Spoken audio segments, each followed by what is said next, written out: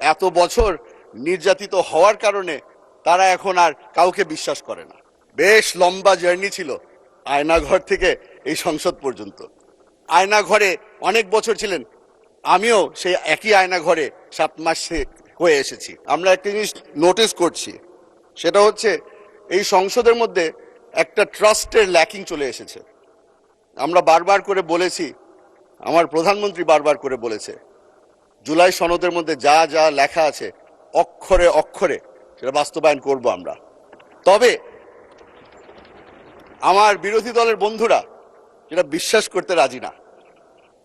হয়তো এত বছর নির্যাতিত হওয়ার কারণে তারা এখন আর কাউকে বিশ্বাস করে না।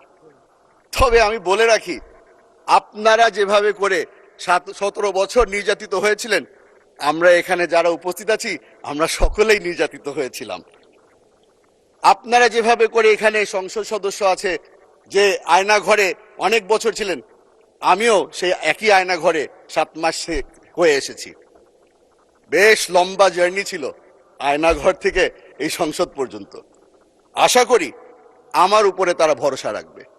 আশা করি যারা যারা এখানে নির্যাতিত, যারা এখনো এই গুমের শিকার, যারা এখনো প্রিয়জনকে ফিরে পায়নি, তাদের উপরে ওনারা ভরসা রাখবে।